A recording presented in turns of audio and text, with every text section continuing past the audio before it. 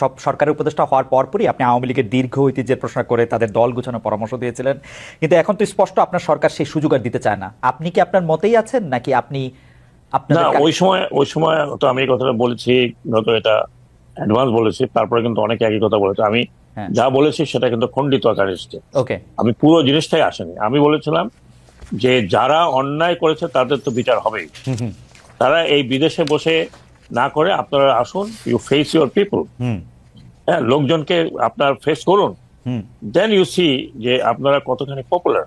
ওকে, আর যারা অন্যায় করেনি, যারা কোনো অন্যায়ের মধ্যে ছিল না, যারা হয়তো ডেডিকেটেড ছিল, তারা যদি মাঠে থাকে তাহলে তো কোনো অসুবিধা নেই। এই ব্যাপারে 2018 সালে আমার আমার আমার আমার কোনো সন্দেহ নাই, বা বাংলাদেশের মানুষজন হয়তো এই সন্দেহটা করে না যে আপনি আওয়ামী লীগের কোনো পারপাস সার্ভ করতেছেন। তবে কেউ কেউ যারা কিছু বলার তারা তো কেউ কেউ নানা ধরনের কথা বলতেই পারে, কিন্তু আমি মনে করি আপনার কাছে কি মনে হয়, লোকের মুখে তো রাইট, কিন্তু আপনার কাছে কি মনে হয়, আপনার কাছে কি মনে হয় যে প্রফেসর ইউনূস সাহেব আপনার মন্ত্রণালয়টা বদলে দিলেন কোন একটা মেসেজ দেওয়ার জন্য, আপনার এই কথা বলার জন্য না বলার জন্য, নাকি এটার সাথে এটার কোনো সম্পর্ক নাই? না, আমি তো যতটুকু মানে ওদের কাছ থেকে শুনেছি, আমার বিরুদ্ধে বিএনপির ছাত্ররা নেমেছিল, বিশেষ করে উইদাউট আন্ডারস্ট্যান্ডিং। ওকে, হয়তো অনেকে শুনেই নেই আমি কি বলেছি। সেটাই হয় আর কি বেশিরভাগ সময়, বেশিরভাগ সময়। Anyway I have forgotten that.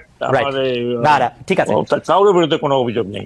আমার মনে হয় যে মানে আওয়ামী লীগের সাথে আপনাকে যদি সংযুক্ত করার কারো এরকম উর্বর চিন্তা যাদের আসে, সেটা তাদেরই দায়িত্ব, তাদের এটা। আর মহিউদ্দিন, আমি আপনাকে একটা কথা বলি, জি, একটা জাস্ট ফর ইউর আপনি আমাকে 2018 সালের নির্বাচনের আগে বিভিন্ন জায়গা থেকে বলেছে যে আপনি নমিনেশন নিলে আপনি একটা পর্যায়ে চলে যাবেন, ইনক্লুডিং আমাদের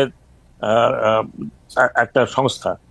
আমি সাথে বলেছিলাম যে আমার পলিটিক্যাল কোনো অ্যাম্বিশন নাই, I can do party politics, I will never do it. General Sakhawat, আমি সে সময় দেশে ছিলাম, আমিও দর্শকদেরকে সাক্ষ্য দিচ্ছি যেরকম একটা আলোচনা ছিল, এবং আমি এটা ফরছি। আমি একটু জনাব মাসুদ কামালের কাছে যেতে চাই। জনাব মাসুদ কামাল, আপনাকে শোনার জন্য আসলে আমাদের দর্শকরা অনেকেই ব্যস্ত এবং বেকুল আছেন, কিন্তু আমি একটা প্রশ্ন করতে চাই যে আপনি কি ডক্টর মোহাম্মদ ইউনূস এবং তার উপদেষ্টা পরিষদের উপর রেগে আছেন? মানে প্রশ্নটা এই কারণে করছি যে আপনি প্রায় শুরু থেকেই প্রতিটা পদক্ষেপের পরের ফলের দিকে আপনি খুবই কঠোর সমালোচনা করছেন, দায়ী করছেন, যেইটা আসলে দায় তাদের দেয়ার থেকে আগের সরকারের বা বর্তমানে যে চলটা চলে এসছে গত 30, 35, 50 বছরে, তার জন্য দায়ী করা যায়। কিন্তু আপনি আসলে রেগে আছেন কিনা, খুব ক্ষুব্ধ আছেন কিনা এই সরকারের উপর, ডক্টর ইউনূস সরকারের উপর স্পেশালি? আচ্ছা, আমি দেখবো যে তারা ভালো করছে না অথবা ভালোর দিকে যেতে পারছে না, হয়তো বললাম পরীক্ষাটা এখনো হয়নি। হ্যাঁ, হয়নি। আমি যখন দেখছি আমার ছেলেটা অঙ্ক প্র্যাকটিসটা করে গেম খেলছে, তার উপর আমি ক্ষুব্ধ হবো না? হবো। তো তুমি তো অঙ্কে খারাপ করতেছো, কিন্তু সেই জায়গাটা সতর্ক করার চেষ্টা করেছি, আমি বলার চেষ্টা করেছি আপনারা যেভাবে যাচ্ছেন ভালো হচ্ছে না, এবং আমি যেগুলো বলেছি আপনি মিলিয়ে নেন, সবগুলি সত্য হয়েছে। আমি বলেছি কিন্তু ওনাদেরকে, এবং আমি আজকেও বলবো কিছু কথা, আপনি মিলিয়ে নেন। যেমন আজকে আমি একটা কথা বলে রাখি, যেমন আমি দ্রব্যমূল্য নিয়ে বলেছি, শুরু থেকে বলেছি এটা আপনাদের ভোগাবে, এবং ভুগিয়েছে। তারা সেই পদক্ষেপগুলি নিয়েছে কখন? যখন নাকি তাদের পুরো জিনিসটা নিয়ে মানুষের মধ্যে হইচই শুরু হয়ে গেছে তখন। এবং আমি আজকে একটা কথা বলি আপনাকে, এই যে আমাদের সড়কগুলি আছে, বর্ষাকাল কিন্তু এখনো চলছে, সড়কগুলি কিন্তু ভাঙা। দেখেন আগের যে সড়ক ছিল, আগে সরকার কি করতো, এমন ভাবে সড়ক মেরামত করতো যাতে নাকি 1 বছরের একটু আগেই ভেঙে যায়। তারা এমন ভাবে মেরামত করতো, টাকা নিতে অনেক, চুরিচামারি করতো, কিন্তু অনেক চুরিচামারি হচ্ছে জায়গায়। তাদের এই মেরামত গুলি অল্প অল্প করতো যাতে নাকি প্রতি বছরে রিপেয়ার করতে হয়, আর তাদের বিপুল লাভ হয়। এবং সড়কগুলি কিন্তু ভাঙবে। আমি এখন থেকে সতর্ক করছি, এই সড়কগুলো আপনারা ঠিক করেন। দেখবেন যদি ঠিক না করে আর 3 থেকে 4 মাস আপনি হাইওয়েতে চলতে পারবেন না। এখন এটা আমি বলবো না। কামাল ভাই, সড়কের ব্যাপারটা আসার আগে আমি একটু দ্রব্যমূল্য নিয়ে কথা বলি। আপনি দীর্ঘকাল গণমাধ্যমের শীর্ষ পদে কাজ করেছেন, এখনো কাজ করছেন নানা রকম ভাবে। আমি দ্রব্যমূল্যের ব্যাপারটা ফর শিওর জানি। আপনি যখন বলবেন যে দ্রব্যমূল্য বাড়ছে বা দ্রব্যমূল্য নিয়ে আপনি কথা বলবেন, এটা আরেক ধাপ বাড়ে। আপনি তো খুব ভালো করে জানতেন যে জানেন যে দ্রব্যমূল্য বাড়া বা এটা নিয়ন্ত্রণের বাইরে চলে যাওয়া সেটা সাময়িক, সেটা কিছু সময়ের জন্য মানুষের অতি মুনাফার কারণ, সরকারের দায় সেখানে অনেক কম। কিন্তু আপনি সবচেয়ে বেশি দ্রব্যমূল্যটা নিয়ে যদি বলি, আপনি সরকারকে এত বেশি ব্যর্থ কেন, বা সরকারের ব্যর্থতাটা কেন আপনি এত বেশি দেখেছেন? আচ্ছা, দ্রব্যমূল্য বাড়লে আমি কার ব্যর্থতা বলবো? এটা তো দ্রব্যমূল্য পাল্টা প্রশ্ন করলাম, এটা আমার ব্যর্থতা আর আপনার ব্যর্থতা, এটা কার ব্যর্থতা? বাজার তো চাহিদা দ্রব্যমূল্য বাড়লো, এটা কার ব্যর্থতা? আচ্ছা, দ্রব্যমূল্য বেড়ে গেল, বেড়ে গেল কি কারণে বাড়লো? সেগুলি না হয় আপনি যদি খুব শার্প হন, আমি যদি খুব শার্প হই, আমি যদি খুব কানেক্টেড থাকি, আমি হয়তো আইডেন্টিফাই করতে পারবো যে ওর কারণে বাড়ছে। এর চেয়ে বেশি কিছু করার ক্ষমতা আমার আছে? এটা কার করতে হবে? সরকারকে তো করতে হবে। সরকার যখন একজন যে চেয়ার দেখেন, এই ব্রিগেডিয়ার সাখাওয়াত হোসেন, উনি এখন যে একটা জায়গায় চেয়ারে বসেছেন, এর আগে কিন্তু ওখানে ছিলেন না। যখন উনি না ছিলেন তখন ওনার কাছে কি গভর্নমেন্ট যে অ্যাপারেটাস গুলো ছিল না, তখন উনি হাজার বললেও কিছু হতো না। কিন্তু যেই মাত্র উনি যে চেয়ারে বসলেন, তখন কিন্তু সরকারের সমস্ত ইনস্ট্রুমেন্ট গুলো ওনার হাতিয়ারে পরিণত হলো। এখন ওনার দায়িত্বটা কি? হাতিয়ার গুলো জায়গা মতো ব্যবহার করা। যদি ব্যবহার কেউ না করে, আর যদি বলে যে আমি লিগেসি নিয়ে আসতেছি, আওয়ামী লীগ আমলে হয়েছিল, আমি কি করব, তাহলে বুঝতে হবে কি যে উনি ওই হাতিয়ারগুলো হয়তো দেখতে পাননি, অথবা ওই হাতিয়ারগুলো ব্যবহার করতে জানেন না। কারণ একটা প্রশ্ন শুধু করি যে এই সরকার যে হাতিয়ারগুলি পেয়েছে, আমরা যদি তাদেরকে আমলাতন্ত্র বা যারা এক্সিকিউশনে তাদেরকে বলি, তাদের যে কাজ করার ক্ষেত্রে যে রেগুলার নিয়ম কানুন, সেটা আওয়ামী লীগ সরকারের সাথে দুর্নীতি দিয়েই হোক আর অন্য কোনো বোঝাপড়া দিয়েই হোক, এটা একটা সিস্টেম তারা দাঁড় করাইছিল।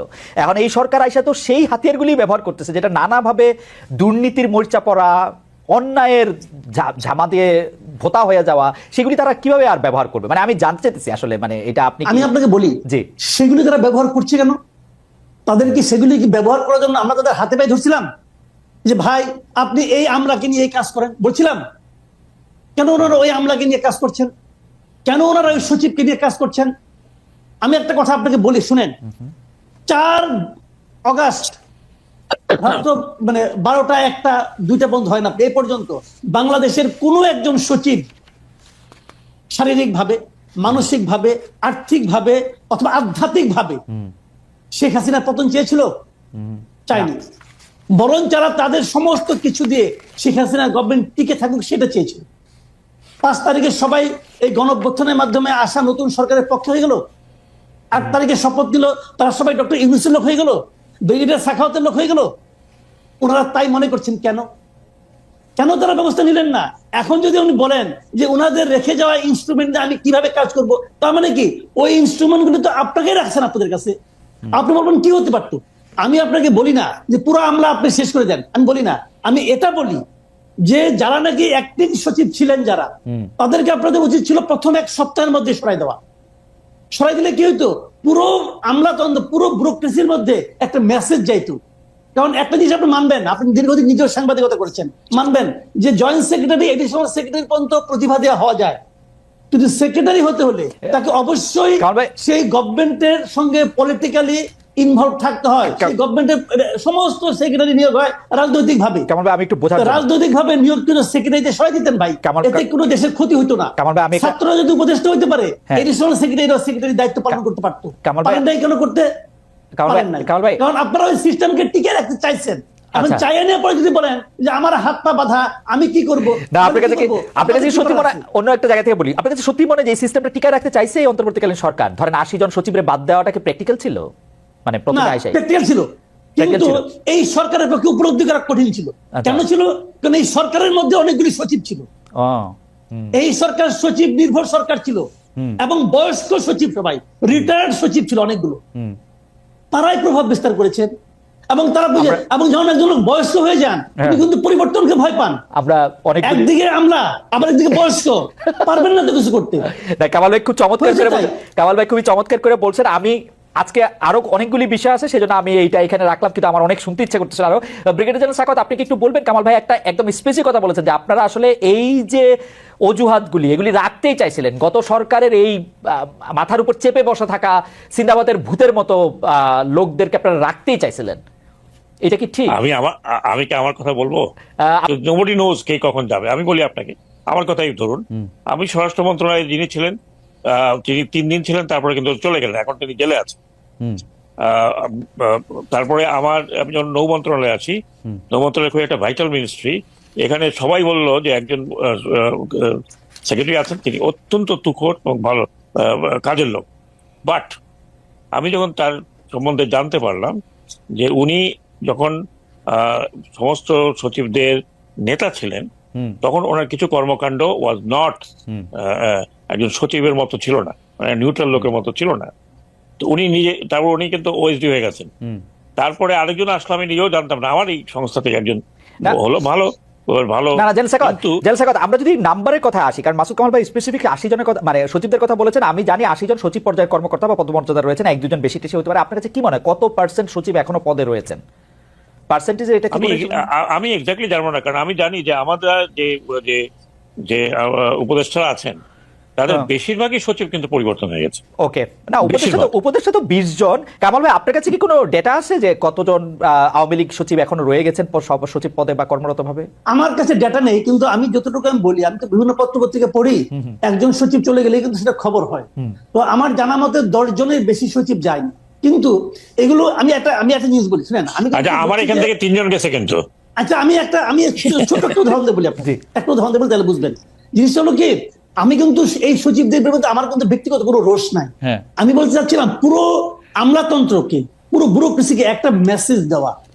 মেসেজটা আপনি শুরুর দিনে দিতে পারতেন, আস্তে আস্তে দিলে হয় না। আমি একটা বলি আপনাকে, ধরেন আপনি দাঁত তুলতে যাবেন, আপনি দাঁত যদি বলেন যে আপনি আমাকে 1 ঘন্টা ধরে আস্তে আস্তে টানে টানে তুলেন, ভাই আপনি দাঁত তুলতে পারবেন? দাঁত তুলতে হয় কিন্তু টান দিয়া, পরিষ্কার। তো এক টানে তুলতে হবে আপনাকে। আস্তে আস্তে আস্তে করতেছেন। তবে আমার মনে কামাল ভাই এই বিষয়টা একটা বড় আলোচনার দাবি রাখে, কারণ আমরা এটা শুনতেও চাই, বুঝতেও চাই। আমাদের যদি কখনো সুযোগ, আমরা এটা জানতে চাইবো যে কেন এটা করা হয় না, কারণ এটাই স্বাভাবিকতা। কারণ আমেরিকাতেও কিন্তু এইভাবে চলে যে ডেমোক্রেট প্রেসিডেন্টের জায়গায় রিপাবলিকান প্রেসিডেন্ট হলে তারা পুরো দপ্তর নিয়ে তারা সরে যায়। যাই হোক, আমি যে প্রশ্নটাতে আসতে চাইছিলাম সেই প্রশ্নটা হচ্ছে যে দুটি খুব গুরুত্বপূর্ণ বিষয়। মানে একই প্রশ্ন আপনাদের দুজনকেই আমার করতে হবে। সেই বিষয়টি হচ্ছে যে শেখ হাসিনার পদত্যাগের আগে বা পলায়নের আগে, আমি ইদানিং মানে প্রথম পলায়ন পদত্যাগ কোনটা বলবো বুঝতে পারতেছিলাম না, আমি দুইটাই বলি আসলে। এই পতন এবং পলায়নের আগে বৈষম্য বিরোধী ছাত্র আন্দোলনের অন্যতম দাবি ছিল রাজনৈতিক দলের লেজুর ভিত্তিক ছাত্র রাজনীতি বন্ধ করা। কিন্তু আমরা দেখলাম যে লেজুর ভিত্তিক ছাত্র রাজনীতি বন্ধ করা নেই, শুধু ছাত্রলীগের রাজনীতি বন্ধ করা হয়েছে। এইটা আপনি কিভাবে দেখেন জেনারেল সাখাওয়াত? দেখুন খালেদ, এইটা কিন্তু আমরা যখন আরপিও সংশোধন করি বা সংস্কার করি, তখন কিন্তু স্পষ্টতভাবে বলা হয়েছিল যে কোনো দলের ছাত্র সংগঠন থাকতে পারবে না। ছাত্র সংগঠন থাকলে তারা তাদের নিজস্ব কায়দা থাকবে। রাইট। আপনি যদি এখনো আরপিওটা করেন, তাহলে ওখানে অনেকটা ডাইলুটেড করার পরে যেটা আছে সেটা হচ্ছে ছাত্র সংগঠন যার যার সংগঠন মোতাবেক চলবে। সেখানে যে বড় দলগুলো বললো আমাদের আইডিওলজিতে যারা চলবে তাদেরকে আমরা আমাদের অঙ্গ সংগঠন বানাবো না, হয়তো তাদের সাথে আমাদের একটা আইডিওলজিক্যাল মিল থাকতে পারে। এইসব আপনি এখনো যদি আরপিও দেখেন, অনেকটা ইন্টারপ্রেট করলে এরকমই থাকে, কিন্তু অ্যাকচুয়ালি ভার্চুয়ালি এটা তো কাগজে কলমে আছে, কিন্তু কেউই এটা মানে নাই। আপনি দেখেছেন যে ছাত্রলীগ যেটা মানে আপনার অঙ্গ সংগঠন থেকে এখন বলে ভাতৃপ্রতিম, নতুন একটা শব্দ বের করেছে, ভাতৃপ্রতিম দিয়ে ঠেঙ্গানো হচ্ছে। হ্যাঁ, আর লাস্টে তো আপনার আমাদের গ্রেট কাদের সাহেব বলেই দিলেন যে পুলিশের দরকার নাই, আমার ছাত্রলীগই যথেষ্ট। এবং অ্যাকচুয়ালি তাই, পুলিশের সাথে এবং ভাতৃপ্রতিমদের দাপটে তো বাংলাদেশে আমি কি বলবো আপনাকে, রাইট, কিন্তু আমার প্রশ্ন হচ্ছে যে আপনারা লেজুর ভিত্তিক ছাত্র রাজনীতি শুধু ছাত্রলীগেরটাই করবেন কিনা? এই সরকার এটাকে আলাদা করে একটা ঘোষণা দিল, অন্য লেজুর ভিত্তিক ছাত্র মানে ছাত্র দল ছাত্র শিবির কোন দিক দিয়ে এদের ভালো হবো বা বাম সংগঠন? আমি কে ভালো হবে কে খারাপ হবে সেটা আমি বলছি না। আমি একটা তো দাবি ছিল, দাবিটা আমার মনে হচ্ছিল বোধহয় যে ইউনিভার্সিটির অঙ্গনে এই ধরনের ছাত্র সংগঠন থাকবে না, লেজুর ভিত্তিক। আমি যতটুকু ইউনিভার্সিটির ডাকসু আছে, সেটা সেই সংগঠন তো ছাত্রদের সংগঠন। এখানে ছাত্র নামে ঢুকলো, তারপর আপনি জানেন আদু ভাই দাদু ভাই সবকিছু হয়ে যাচ্ছে। আরেকটি বড় জিনিস আপনি দেখেন, কিন্তু এই ছাত্র রাজনীতি আমরা যেগুলো দেখেছি, সেই ছাত্র রাজনীতি আর এই ছাত্র রাজনীতি ঠিক আছে। আমার প্রশ্ন সরল ডক্টর সাখাওয়াত, আমার প্রশ্ন হচ্ছে ছাত্রলীগকে যতটা আওয়ামী লীগের লেজ হিসেবে দেখা যাচ্ছে, ছাত্র শিবিরকে বা ছাত্র দলকে কি আপনারা লেজ হিসেবে দেখতে পাচ্ছেন না বিএনপির বা জামাতের? এখনো তারা ওই ধরনের ভিজিবল নয়। ছোট ছাত্রলীগ লেজ নয়, ছাত্রলীগ লেজ নাড়ত। না, সেইটা হয়েছিল ছাত্রলীগে কি হয়েছিল সেটা তো আমরা সবাই নিজের চোখেই দেখছি আসলে, সেইটা কোনো কথা নাই। কিন্তু আপনি বলছেন যে ওইটা মানে শিবির এবং ছাত্রদল এখনো সেরকম হয়ে ওঠে নাই। আমরা একটু মাসুদ কামাল ভাইয়ের কাছে জানতে চাইবো যে মাসুদ কামাল ভাই আপনি ব্যাপারটাকে আসলে কিভাবে দেখেন? আমি আপনাকে শেষ দিয়ে শুরু করি। ছাত্রলীগকে দেখেছেন ওরকম কেন দেখেছেন? কারণ তখন ছাত্রলীগ যাদের ভাতৃপ্রতিম সংগঠন তারা ছিল ক্ষমতায়, শিবির যাদের ভাতৃপ্রতিম সংগঠন, তারা যখন ক্ষমতায় থাকবে তখনকার শিবিরকে দেখেছেন? শুনেন, আমি একটা কথা বলি আপনাকে, বিষয়টা হলো কি যে আসলে ক্ষমতায় কে আছে সেটা দিয়ে নির্ভর করে তার সাঙ্গ পাঙ্গ, তার আপনার বাসায় চাকর বাকর পর্যন্ত 400 কোটির মালিক হবে কি হবে না। 400 কোটির মালিক কি শেখ হাসিনা যখন ক্ষমতার বাইরে ছিলেন তখন কি তার চাকর বাকরটা হইতে পারছিল? পারে নাই। বিষয়টা হলো ক্ষমতায় থাকতে পারা না পারা নিয়ে। আজকে ধরেন, আজকে ক্ষমতা একটা খালি আমার ফেভারিট গল্পটা একটা বলি, ক্ষমতায় থাকাটা কিরকম। আমি শুধু ছাত্রলীগের সভাপতিকে জিজ্ঞেস করছিলাম যে আপনি যে গাড়িটা চড়েন সেটার নাম্বার টুম্বার এমন, এটা এমন কেন? ও মাই গড, এইটার যে কি যে সাংঘাতিক প্রশ্ন এটা হয়ে গেছিল। আসলে কারণটা কি? অন্তর্নিহিত কারণ হলো দুটো। একটা হলো যে আপনার মনে আছে কিনা জানি না, আপনি দেখবেন এক সময় বিএনপির লোকজনরা বলতো, যখন নাকি বিএনপির নেতৃবৃন্দকে, বিএনপির পলিটিশিয়ানদেরকে আওয়ামী লীগ নানা ভাবে তুচ্ছ তাচ্ছিল্য করতো না, তখন বিএনপির লোকজনরা বলতো কিন্তু যে পুলিশ রাইখা আসেন, পুলিশ রাইখা আসেন, তখন দেখবো কার কতটা পাওয়ার আছে। তো এই যে পুলিশ রাইখা আসেন, এটা হলো কি আপনার বেসিক পয়েন্ট। ক্ষমতায় থাকে তাদের সাঙ্গ পাঙ্গ লেজ বা অন্য যে নামে আমরা ডাকি না কেন, তারা আসলে আমাদের একটি পুরনো প্রবাদ আছে যে মেরার জোরে, মেরা বা খুঁটির জোরে আসলে ভেড়া নাচে। এটা হলো জাস্ট ক্ষমতার কথা। আমি একটা ছোট্ট এক্সাম্পল দিয়ে বলি। আজকে দেখেন বৈষম্য বিরোধী ছাত্র আন্দোলনের ব্যানারে যারা কাজ করতেছে তারা যাচ্ছে এবং তারা রাষ্ট্রপতির বাসভবন পর্যন্ত যাচ্ছে, আন্দোলন করতেছে। আচ্ছা, এই কাজটাই ছাত্রলীগের কথা বাদ দেন, আমি ছাত্রলীগ বলতে চাচ্ছি না, ছাত্র দল করতে পারবে? পারবে আজকে? ছাত্র দল এরকম একটা মিছিল করতে পারবে আজকে? পারবে না। কেন পারবে না? ছাত্র শিবির পারবে। এই সরকার তো ছাত্র শিবিরকে বেশি ভালোবাসে। হ্যাঁ, শিবির পারবে, হ্যাঁ, কারণ এই সরকার শিবিরকে বেশি, জেনারেল সাখাওয়াত শিবিরকে বেশি ভালোবাসে এখন। ছাত্র জানি না, কিন্তু ছাত্র দল যে পারবে না এটা আমি পারবে না কারণে। ডক্টর হোসেন, আমি আসছি আপনার কাছে আসছি। জি জি, না এটা বলতে চাইছিলেন। জি, জেনারেল সাখাওয়াত। না, যেটা আমি বলছিলাম যে এগুলো কোনো পার্টিকুলার ছাত্র দলের জন্য, মানে ছাত্র সংগঠনের ব্যাপার না। যেটা করা হয়েছিল সেটা কিন্তু সবার জন্য করা হয়েছিল, কিন্তু ওই সময় পার্লামেন্টে মেজরিটি ছিল আওয়ামী লীগ। তারা এটাকে নিয়ে যখন আইন করলো তখন তারা একটা লেজুর লাগিয়ে দিল এটার মধ্যে। আমরা এটাও বলেছিলাম ইভেন বিদেশে যে সংগঠনগুলো আছে এগুলোর সাথে মেইন পার্টির কোনো যোগাযোগ যেন না থাকে, আমরা নিষিদ্ধ করেছিলাম। এটা একদম ঠিক আছে, কিন্তু মাসুদ কামাল ভাই একটা পার্টিকুলার পয়েন্ট তুলে ধরছেন যে আজকে যে বৈষম্য বিরোধী ছাত্র আন্দোলনেরা রাষ্ট্রপতির পদত্যাগ চায়, রাষ্ট্রপতির ভবন অভিমুখে যাইতে পারলো, উনি বলছেন যে এটাকে আসলে ছাত্রলীগ পারবে। আমার জবাব হচ্ছে পারবে না। ছাত্রদল পারবে কিনা সেই ব্যাপারে, ছাত্রদল পারবে কিনা সেই প্রশ্ন জবাবে কামাল ভাই এই প্রশ্ন তোলার পর আমি বলছি যে ছাত্রদল পারবে কিনা জানি না, উনি বলছে পারবে না। কিন্তু আমি বলছি শিবির পারবে, কারণ এই ছাত্র শিবিরের হয়তো সেই ক্ষমতা আছে এই সরকারের আমলে। ব্যাপারটা হচ্ছে এরকম আর কি। এইটা কি আপনি একমত? আমি মোটেও একমত না, কারণ আমি অন্তত এরকম কোন সাইন এন্ড সিম্পটম দেখিনি যে এই সরকার একটা পার্টিকুলার কোন দলের সাথে বা দলের প্রতি আপনার দুর্বল। এখন এটা যদি আপনারা বাইরের থেকে মনে করেন যে এনিথিং গোয়িং এখন কিন্তু জেনারেল সাখাওয়াত, আমি শেষ করি।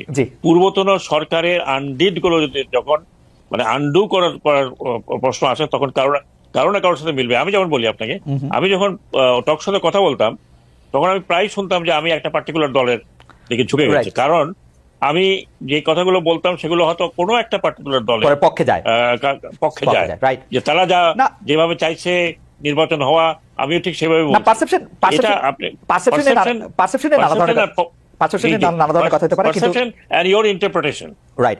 কিন্তু আমি আর কামাল ভাই একটু কমিউনিকেশনের ছাত্র, আমরা দেখছি পারসেপশন ইজ রিয়েলিটি। আপনি যেটারই বলেন না কেন, কামাল ভাই আপনি কন্টিনিউ করবেন। আপনি যদি ছাত্র লীগের এইটা বৈষম্য বিরোধী যে লেজুরবিতে এটা নিয়ে যদি প্রসঙ্গ শেষ করেন, আমরা পরবর্তী প্রসঙ্গে যেতে পারি, যেটা রাষ্ট্রপতি মোহাম্মদ শাহাবুদ্দিনকে নিয়ে।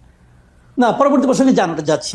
আচ্ছা, সেটা হচ্ছে যে রাষ্ট্রপতি মোহাম্মদ শাহাবুদ্দিনের কি আসলে পদত্যাগ করার ক্ষেত্রে, মানে আমি দুইটা জিনিস, আপনি যেহেতু এটা অবতারণা করছেন, আমি বলতে চাই যে রাষ্ট্রপতি শাহাবুদ্দিনকে এই সরকার রেখে দিতে চাইলেন সাংবিধানিক বিভিন্ন গন্ডগোল ঝামেলা এড়ানোর জন্য, কিন্তু এটা ঠিক হয়েছে কিনা বা এটা আরো তারা লম্বা সময়ের জন্য এটা রাখতে হবে কিনা, একই প্রশ্ন আপনি বললে তারপর আমরা জেনারেল সাখাওয়াতের কাছে শুনতে চাইবো।